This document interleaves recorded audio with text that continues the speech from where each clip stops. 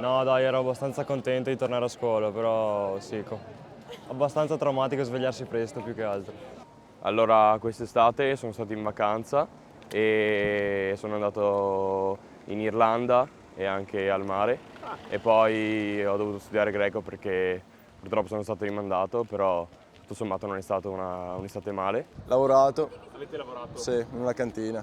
Io ho lavorato. Io ho dovuto recuperare l'anno di quarta perché ho fatto l'anno all'estero e quindi ho dovuto studiare e mettermi sotto i libri. Allora, personalmente la cosa che mi spaventa di più è che appunto negli anni precedenti le cose erano un po' diverse, quindi non si sa bene neanche quest'anno come sarà strutturata la maturità e tutto.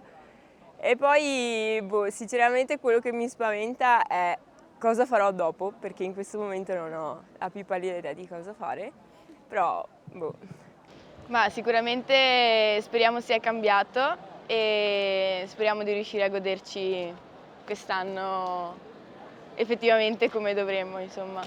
Io penso andrà bene, sì. Esatto, sono Sì, positiva. Spero tornino i banchi uniti, no mascherina. Esatto, E niente secondo più me ci DAD. sta. Esatto, la DAD soprattutto basta. Sì.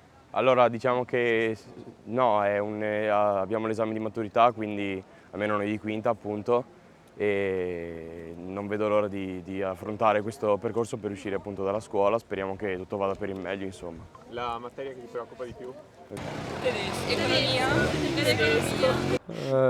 Parte matematica barra di indirizzo, quella che più mi spaventa per l'esame in vista. Perché arrivando dal Covid comunque non è che sono preparato come gli anni scorsi, cioè come erano gli studenti degli anni passati. Le materie come matematica e fisica, perché anni scorsi non è che abbiamo avuti dei prof che stavano dietro a noi, cioè erano prof che cambiavano ogni anno, quindi lavoravano tanto per dire. Cioè.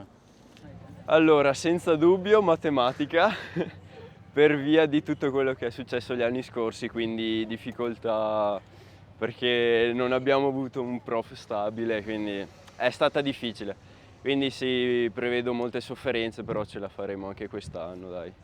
Beh, allora secondo me un po' di paura c'è per lo stress, magari i prof sono più severi, più rigidi e le prospettive sono impegnarsi, studiare, imparare cose nuove, quest'anno abbiamo la maturità, quindi insomma passare l'anno. No, in realtà in questi ultimi 2 anni forse ci siamo anche più uniti rispetto agli anni precedenti, un po' perché non siamo una classe tanto numerosa, ma sì, anche il fatto del Covid e tutto questo, affrontare insieme gli ostacoli ci ha uniti di più. Unito perché comunque in tutti i misculi che abbiamo fatto comunque da casa c'è stato un legamento della classe comunque. Anche comunque dovuto dal fatto che eravamo a distanza, passarsi tutti gli appunti, siamo partiti da piccole cose che comunque ci hanno unito sempre di più. Voi percepite che esista ancora il fenomeno del bullismo all'interno della scuola? Voi lo vivete? Ad esserci, soprattutto i primi anni. A impegnarsi, concludere bene l'anno e basta, dare il massimo se ci riesco. La maturità vi preoccupa? Un po' sì. Quale prova in particolare?